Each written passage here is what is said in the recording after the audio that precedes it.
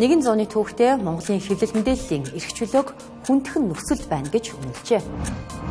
Ирэх 5 дугаар сард шин цэвэрлэх байгууламж ашиглалтанд орно гэлээ. Түүхэнд байгаагүй өндөр төсөвтэй хотын дарга иргэдээ залах уу хэмээн зэмлэлээ. Арилжааны банкуд энэ жил 560 орчим тэрбум төгрөгийн ногдол ашиг хуваарлана.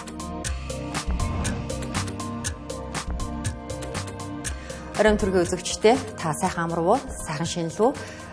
Тэнгэр телевиз 7:10 мэдээллийн хөтөлбөр эхэлж байна.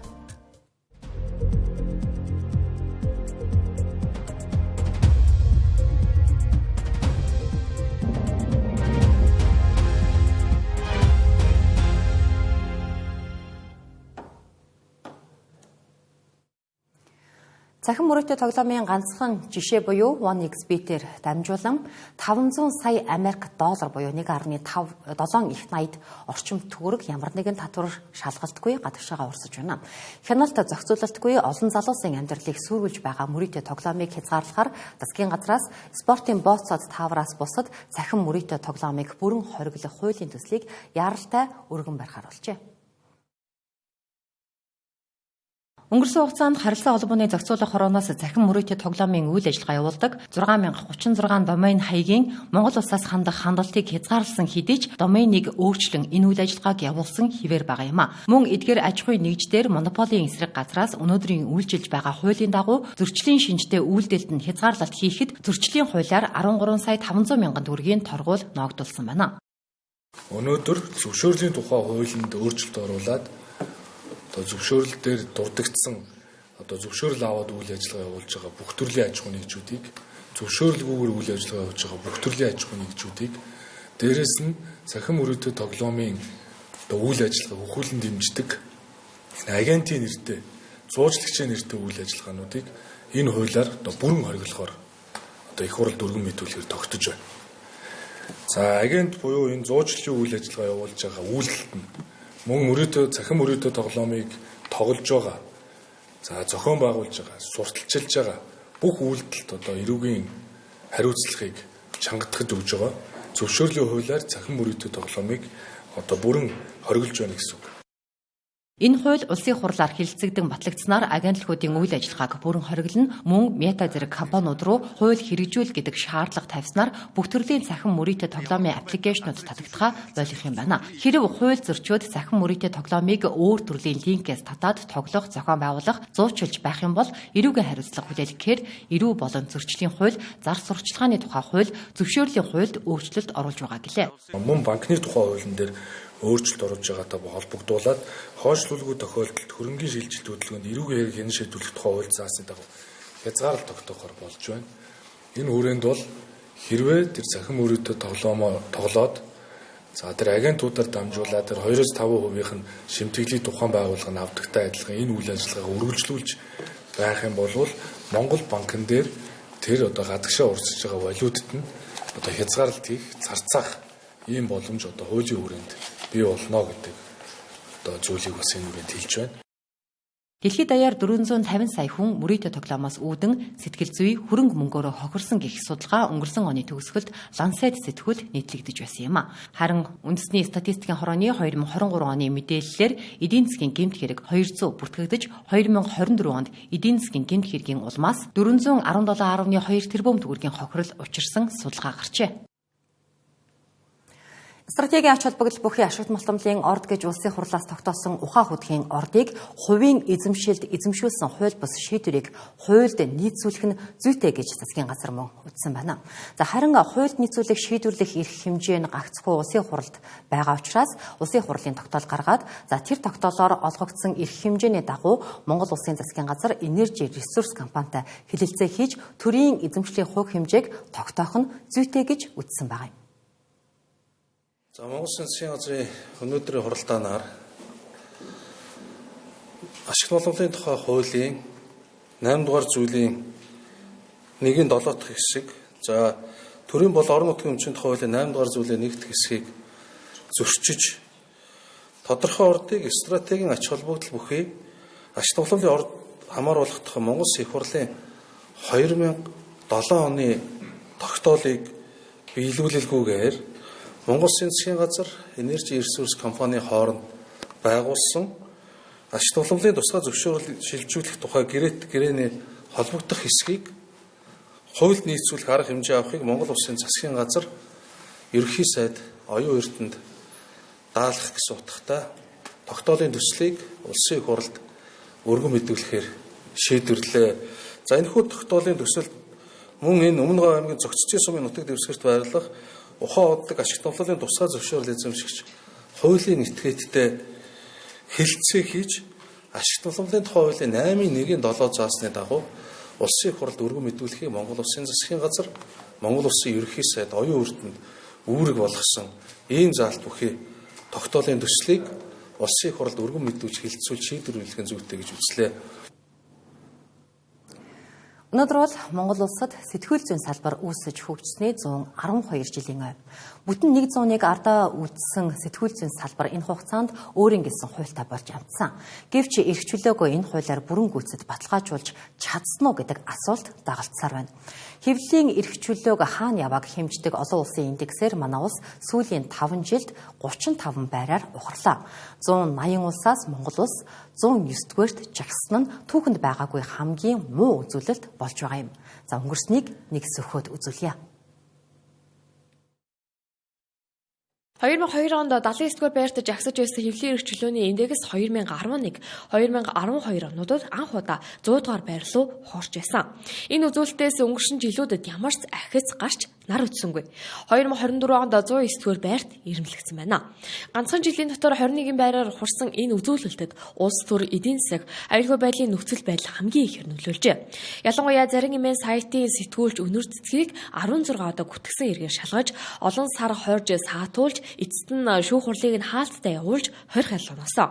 Энэ мэт сэтгүүлчдийн эсрэг ажиллагаа байнга явагддаг зэргээр шалтгаалan хэвлэлийн эрх чөлөөг хэцүүдэж байгаа гэж дүгнжээ. За гэхдээ бидэнд сар биш сайн байсан он жилүүд хүртэл байна. Тухайлбал 2005 онд эхний 50-д орж харьцангуй эрх чөлөөтэй гэгдэж байсан ч харамсалтай нь улсын хурлын сонгуулийн дараа буюу 2008 оны 7 дугаар сарын 11-ний үйл явдлын улмаас ноцтой ухарсан байна. Тэр цагаас анхаарал татгуй асуудалтай орнуудын игнэнд шилжиж 10 жилийн турш үндэж чадсангүй. Ингээд 2015 онд 34 байраар огцом урагшилсан байна. Арайхийн нар үзэж эхэлсэн хэвлэлийн эрх чөлөө үүнээс хойш огцом урууцаар сүүлийн 10 жилийн хугацаанд 55 байраар буюу 2 дахин хойш өсөрчээ. Тодорхойлбол 2015 оноос хойш 60-аас 70-ийн хооронд хэлбэлзэж байсан үзүүлэлт 2020 онд эрүүгийн хуулийн 13-14 дахь заалт нэмэгдснээс хойш урагшлах нь битгий хэл тэрчгтээ уралдсан байна. Гүтгэхт оромжлох гэх энэ заалтаар улс төрд нөлөө бүхий этгээдүүд хожиж жилд дунджаар 1-2 сэтгүүлч энэ зүйл заалтаар ял авдаг их судалгаагчээ. За үүний цаана дор хаяж 8 хүнийг 3-аас 4 сарын турш цалгаан цээрлүүлдэг болсоор 5 жил болж байна. Ийхүү хэвлэлийн эрх чөлөө Монгол улсад дүр хэсгээ оршиж байна. 2015 он шиг хэвлэлийн эрх чөлөөнд гэрэл гаргах ганц найдвар нь хэвлэлийн эрх чөлөөний тухай хуулийн шинжилсэн найруулга гэж хэл хязгааргүй сурвалжлагчид байгуулгаас үзэж байна. Хуулийн яамнаас боловсруулсан хуулийн өөрчлөлтийг илүү боловсронгүй болгож чадвал Монголын сэтгүүл зүйн эрх чөлөө бие даасан байдал олон талт байдлыг баталгаажуулахад эерэг алхам болно гэсэн байна. За гэвч олон улсын байгууллагаас өндөр хүлээлтийг тавьсан энэ хууль өрнөлөөгөө өгөх хэсэг нь эргэлзээтэй. Учир нь шинжилсэнгийн хуулийн төсөлд эрх чөлөөг хангахаас илүү редакцийн дотоод асуудалд хэтэрхий их оролцсон зохицуултыг тусгасан учраас заавал өөрчлөх шаардлагагүй гэж зарим редакцийн зүгээс үзээд байгаа юм а. Дашрамд дуртахад өнгөрсөн 1-р сарын сүүлээр нэг гэр бүлийн 6 гишүүн угаартаж нас барсан хэрэг гарсан. Энэ хэрэг гарснаас хойш 10 хоногийн дараа шахуу утааны сонсгол болж угаартаж хэдэн хүн нас барсныг бүгд л тоолж сууцгаалсан. За гэвч нэг гэр бүлийн гишүүд нас барсан хэргийн талаар хинч ам нис удаагүй. Сонсголын дараа ил болсон энэ асуудал иргэдийн мэд хэрэг хаана яваг харуулсан гэхэд хэлсдэхгүй үйл явдал болсон гэж зарим салбарын төлөөллүүд шүүмжилж байлаа. Сар шинийн баярын босгон дээр хотын дарга Нямбатар Монголын ард түмнийг маш залхуу учраас явган явах дургүй хэмээн зэмлэлээ. Хотын даргын хэлснээр бол нийслэл Улаанбаатар хотод 3.5 сая иргэн нааш цааш явах унаат хэрэг нь хангалттай.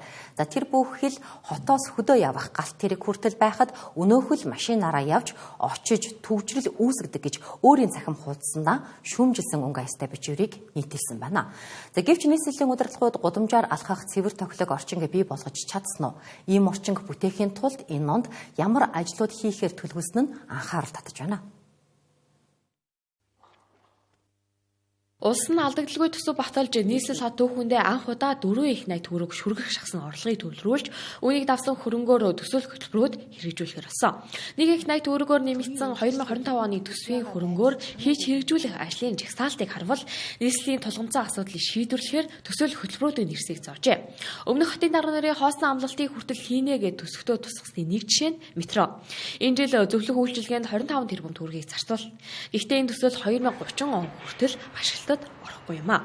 Яам тамгын газруудыг хотоос гаргаж хотын төвлөрлийг сааруулах шинэ 100 мод хотын дэд бүтцийн зураг төсөвт 10 тэрбум төгрөгийг төсвөлсөн ч бараа сураг нь 2040 оноос гарна. Нийслэл хотод хэрэгжих мега төслүүдийн ийд чидийг үнцэх хүртэл наандаж 15 жилийн хугацаа шаардлагатгаар байна. Энэ хүртэл зам засварын ашлалт гээд аар сайхан зүйлээр дүрлсэн гал руу урс цацгана. Тухайлбал олон нийт 5 тухтай алхаж амрах ажилд 54 тэрбум төгрөг. Энэ дундаас нийтийн эзэмшлийн явуу үний зам талбайн тогтчлтын ажлыг хийхэд 32 тэрбум төгрөгийг зарцуулахар болсон байна. Харин төвчрлийг бууруулах хүрээнд 19 тэрбум төгрөгийг зарцуулж энд тэнд дутуу үлдээсэн замуудаа гүйцээнэ. Ингээд он дамнан хэрэгжүүлэх энэ мэт төслүүдэд 733 тэрбум төгрөгийг зарцуулахар төлөвлөжээ. Харин автомашины татвар хураамжийг нэмж олсон 18 тэрбум төгрөгөөр бас л ялгаагүй дутуу үлдээсэн замуудаа гүйцээнэ. Энэ мэт иргэдээс авсан төлбөр хураамжаар он дамжин хэрэгжих төслүүдээ санхүүжүүлж 10-аас 20 жилийн дараа ашиглалтад орох ажлуудын зураг төсөлд мөнгө хаях нэ. Харин нийслэл өөрөө бонд босгож олсон мөнгөөр автозам, эрчим хүч гээд хэд хэдэн салбарт хөрөнгө оруулалт хийх юм байна. Тодорхойлбол 125 тэрбум төгрөгөөр автозамаа шинжилнэ. Эрчим хүч хоригдлуурын станцыг хийхээр 296 тэрбум төгрөг.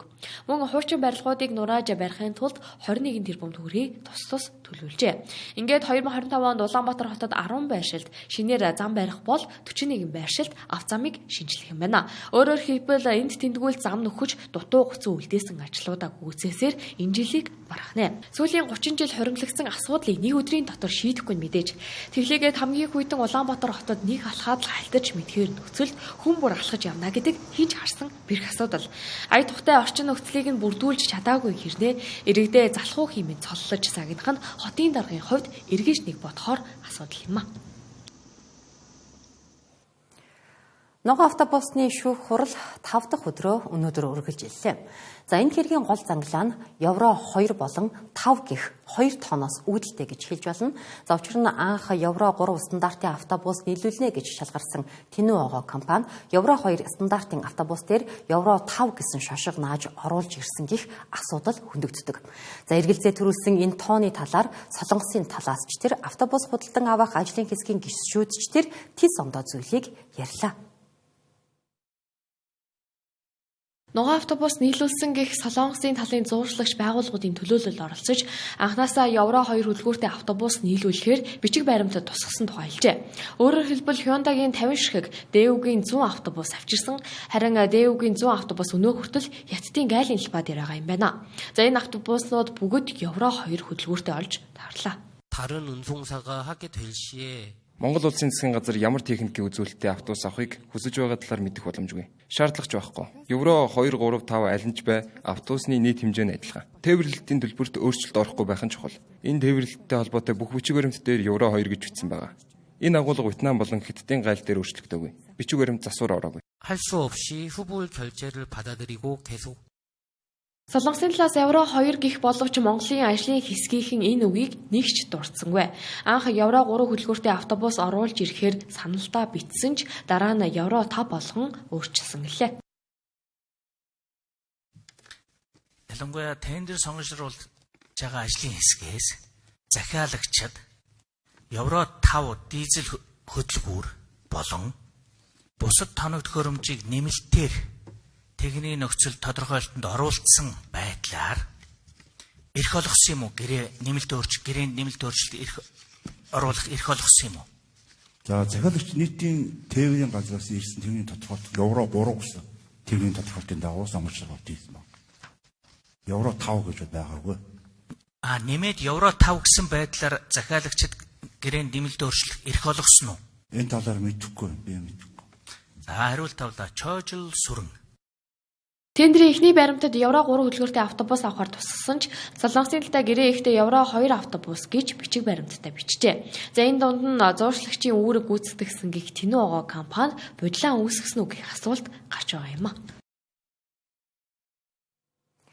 Өнгөрсөн 7 дугаар сараас хойш 8 удаа хойшилсан ногоон автобусны шүүх хурал 5 дахь өдрөө инхүү боллоо. За гэсэн ч эцсийн шийд гараагүй тул маргааш дахин үргэлжилнэ. 24 хүнтэй холбогдох энэ шүүх хурал инхүү сумжирсаар олон нийтийн анхаарал соринсон ийм үед болж өнгөрөхнэ. Тиймээс нийслэлийн иргэд та бүхэн нийслэлийн төсөв хаана юунд шингэж ямар худал хуурмаг шингэдгийг анхааралтай ажиглаарай.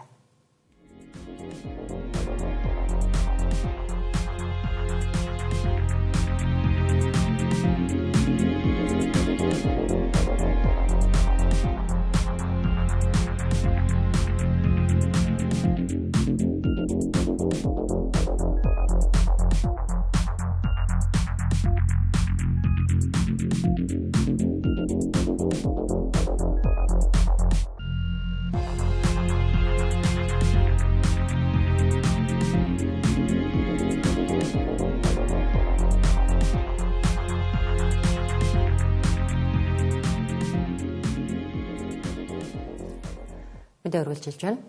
За 4 дахь жилдээ хэрэгжүүлж байгаа гүнээсээ хайрлын аяны хүрээнд усны шилдэг шийдлийг тодруулахаар болсон байна.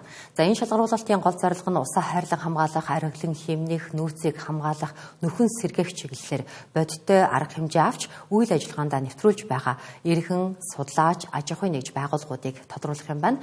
Гүнээсээ хайрлын аяны шилдэгүүдийг дэлхийн усны өдрөөр тодруулна. Хэрвээ бид усаа хайрлахгүй бол өнөөдөр бидний хэрэгжилж байгаа хэмжээний усыг ирээдүйд бид нар үр хүүхдүүдэд үлдээхгүй нэ.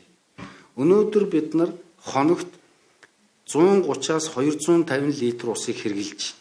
Гэтэл дэлхийн зарим улсуудад нэлээд өндөр хөгжилтэй улс шүү. Өмнөд Африкийн бүгд найрамд улсыг та бүхэн мэдж байгаа, Франц улсыг мэдж байгаа. Франц улсын Өмнөд Африкийн бүгд найрамд улсын зарим хотуудад нэг иргэний өдөрт ашиглах усны дээд хэмжээг 250 литрээр тогтоогоод машина угаахыг хориглоод сууж. За ийм байдалтай болж байгаа учраас бид бүхэн усыг хайрлах, хамгаалах тухай асуудал нь хэн нэгний асуудал биш, харин хүн төрөлхтний бүх нийтийн асуудал гэдгийг улам сайн тодруулах хэрэгтэй байгаа учраас энэ аяныг явуулж байгаа. Нэр дэвшигч байгууллага иргэн судлаач судалгааны баг тухайн жилд нэг төсөл нэг судалгааны ажлаар оролцох юм байна. Тухайн төсөлд судалгааны ажил дууссан, үр дүнд хүрсэн байх шаардлагатайг хэллээ. Мөн өмнө нь оролцож байсан төслөөрөө дахин нэр дэвших боломжгүй гэсэн юм а. Газрын доорх усны талаар үнэн зөв мэдээллийг олон нийтэд түгээх ач холбогдлыг сурталчлах. За мөн газрын доорх усыг хайрлан хамгаалдаг. За энэ газрын доорх усыг ирж нээж олдог энэ гидрогеологч гэдэг энэ мэргэжлийг нийгэм сурчлах ийм зорилгоор гүнээсээ хайрлын аяныг оюутлаг компани 2020 онд анх санаачлан ингээд нийтдээ 4 дахь жилдээ зохион байгуулж байна. 90 оноос эхлээд ерөнхийдөө шилжилтийн үеэс эхлээд гидрогеологч гэдэг мэргэжил бол аажмаар нэг ач холбогдолтой биш юм байна гэж хаягдаад ирсэн. За социализмын үед гидрогеологчдын бүтээн байгуулж бий болгосон бүх хотгууд байна тийм ээ. Гүний говийн аймагуд байдаг, мал аж ахуй газар тариалан тэр чигээр нь хангаж ирсэн энэ усны барилга байгууламжуудыг ялангуяа хөвчлийн үеэр бол эвдэс сүтгэж ер нь бол байхгүй болгосон. Одоо тэгээд дахиад эргээд энэ утгаа нөхөн сэргээх, засан сайжруулах ийм ажил бол хэд дахин өндөр зардал гаргаа хийгдсэн. Энийг бол та бүхэн мэдж байгаа тийм ээ. За ер нь тэгээд энэ гидрогеологчгүйгээр ямар ч аж үйлдвэржилт, уул уурхай ашиглалт, мал аж ахуйн эрчимдсэн ийм хөгжил, газар тариалан хөгжлийг ярих бол боломжгүй. Ер нь усны нөөц ялангуяа газрын доорх гүний усны нөөц хаана байдгийг тэрийг нээж илрүүлэх, газрын доорх гүний усны нөөцийн судалгаа хийх, зурглалын нээх энэ бүх ажлыг бол гидрогеологчд хийдэг байгаа юм. Шалгаруулалтанд оролцохыг хүсэгчид усны газрын цахим хуудасаас дэлгэрэнгүй мэдээллийг авч бүртгэлийн хуудсыг бөглөн шилдэг шийдэл судалгааны ажлын мэдээлэл дагалдах мэдээлэл, зураг, видео болон бусад холбогдох материалуудыг хавсрах юм байна. Уг шалгаруулалтанд оролцох хүсэлт илэрхийлсэн материалыг 2025 оны 2 дугаар сарын 27-ны өдрөөс эхлэн 3 дугаар сарын 14-ний өдрийг дуустал хүлээн авах юм байна. Өвлийн утаанаас арай хийж салдаг нийслэлчүүд хавар болоход төв цэвэрлэх байгууламжийн тааламжгүй үнэрт тавгүйддэг. Төв цэвэрлэх байгууламж хүчин чадал нь гүйцэхэ болоод одоо бараг 20 жил болж байна. Шинээр байгуулахаар 2020 оноос Хятадаас зээл тусламж авч эхлүүлсэн ч одоогоор сураг ажиг тасраад 5 дахь жилийнхээ нүрийг үзэж байна. Харин манай сурвалжлагч өнөөдөр энэ тухай сураг гаргалаа. Туул голын бохирдлын үндсэн шалтгаан төв цэвэрлэх байгууламж болчиход байгаа. Манай цэвэрлэх байгууламжийн багтаан 170 орчим мянган метр куб байгаа. Гэтэл хоногт очиж байгаа усны хэмжээ 170-аас итрээд 190-200 өгөхөд тэр илүү ус нь туул руу ороод байна л гэсэн үг болж байна. Тэгвэл хэрвээ шинэ цэвэрлэх байгууламжийн ашиглалтанд ороод очиж байгаа бүх усыг ядаж цэвэршүүлээд гаргадаг болох юм бол нөгөө цэвэршүүлтийн хувь 98, 78 гэж ярьдагтайгаа холбоотойгоор цэвэршүүл зайлшруулах учраас энийг ерөөсөн маш яралтай хийхээс өөр арга байхгүй. Хотынхоо дундуур урсдаг голыг бааз чийстэй усаа бохирдуулаад олон жилиг үдлээ. Одоо бүр сүүлдээ салхи баруунаас ирэхэд хотоороо үнэрэнд нь дарагддаг боллоо. Тэртээ 2020 онд хүрэлцэх ерөнхий сайд байхдаа Хятад улсын буцалтгүй тусламжаар шин цэвэрлэх байгууламжтай болно гэд тухайн үеийн барилга бод байгуулалтын сайдыг дараа жил гэхэд ашиглалтанд оруулахгүй бол харт толгоогоор хариуцаа гэж хэвлэлээр загнаж байлаа. Энэ цагаас хойш ковидын жилдээ нэгэн оныг зүгээр сууж өнгөрөөжээ. Харин одоо юу баригдаж байгаа вэ? Тусгай хамгаалалттай газар бид нэвтрэх аргагүй тул хариуцсан инженерист нь тодрууллаа. Нэг 55 нэр төрлийн ийм шишгийн барилгаа 30-аад одоо төрлийн одоо зориулт түүхий гэх юм уу та. За тэгээд нийт 17.7 газар баригдаж байгаа. За тэгээд барилгын одоо бетон хийцээ гэдэг юм те барилгын хийцээ ажил маань ер нь бол нэг 90%, 95% байна. Тоног төхөөрөмжийн өгсөлттэй ажил нэр 70% байна. Бохир усаа бид бол авдгаараа 5 сараас эхлээл аваад эхэллээ гэсэн. Энэ ондоо бүх ажлыг бүрэн дуусгаж, туршилтын тохируулгын ажлыг 1.6 жил хийж гүйцэтгэх юм байна. Төв цэвэрлэх байгууламжинд бохир ус цэвэрлэх лаг боловсруулах гэсэн үндсэн 2 технологийн дагуу ажиллах бөгөөд цэвэрлэх байгууламжид одоо ашиглаж байгаа 2 коллектор шинээр холбогдох туул нэг коллектороо дамжуулан бохир усыг хүлээн авахар төлөвлөсөн байна. Бохир усанд механик цэвэрлэгээ, биологи цэвэрлэгээ, нэмэлтээр физик химийн цэвэрлэгээ хийх юм байна. Мөн байгаль нийлүүлэхээс өмнө халдвар гүйжүүлэн гэлээ. Төслийн гол онцлог нь 250 мянган метр куб бохир усыг татах хүчин чадалтай. Энэ нь одоо ашиглаж байгаа цэвэрлэх байгууламжаас 60 мянган метр кубээр их гэлээ. 2023 онд системийн нөлөө бүхий 5 банк Монголын хөрөнгийн биржээр дамжуулан хувьцаа гаргаж олон нийтийн нээлттэй хэлбэрт шилжсэн. За энэ жил анх удаа өнгөрсөн 2024 оны ашгаасаа хувьцаа эзэмшигчдтэй ногдол ашиг тарааж байна. Сар шинийн баярын үеэр Монголын системийн нөлөө бүхий банкуудын реклам, телевизийн бүхэл сувгуудаар өрсөлдөн гарч нээлттэй хувьцаат компани үр ашиг өгөөжийг харуулж байлаа. За бид энэ удаа банкуд ногдол ашигаа хэрхэн хуваарлсныг таймлан үзүүлье.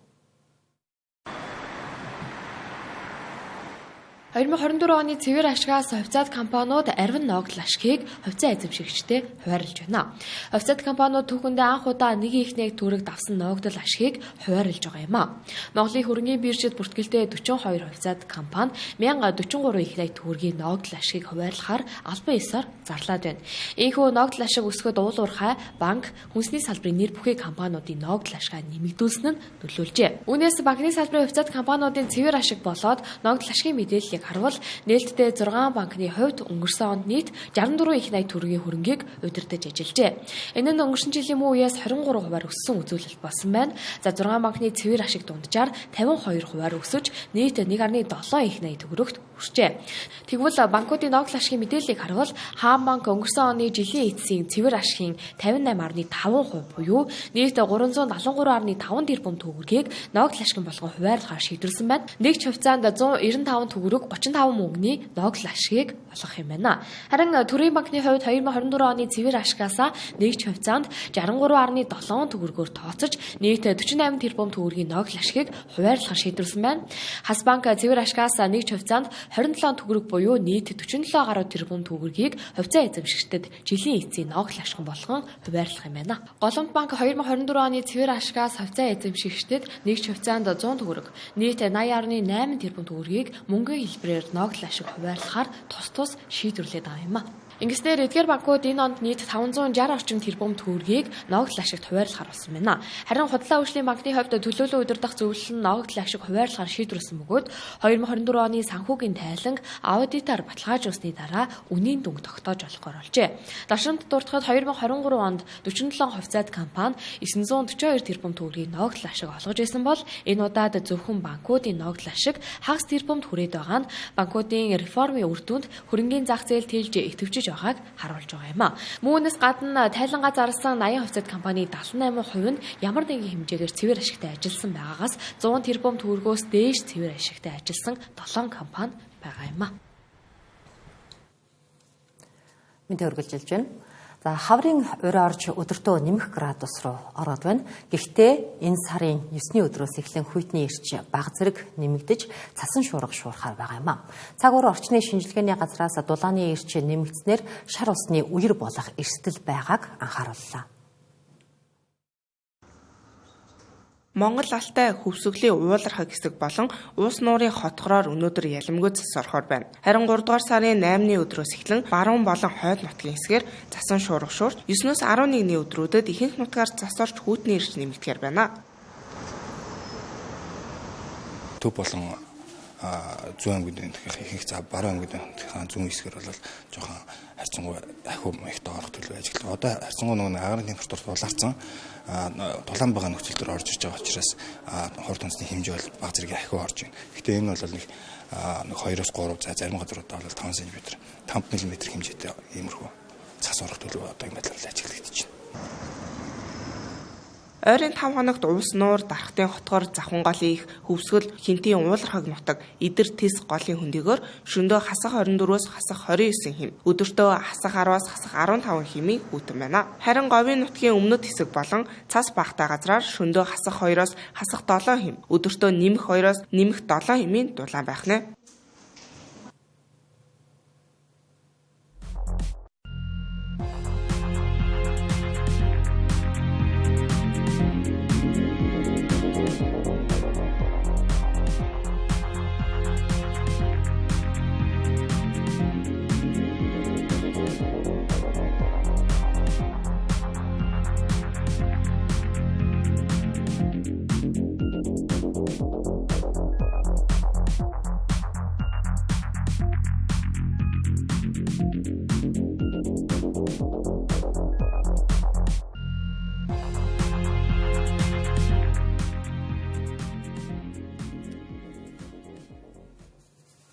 Тэнгэрлээс 7 10 мэдээллийн хөтөлбөрөөр үзүүлэлээ хамтдаж анхаарлаа хандуулсан танд баярлалаа.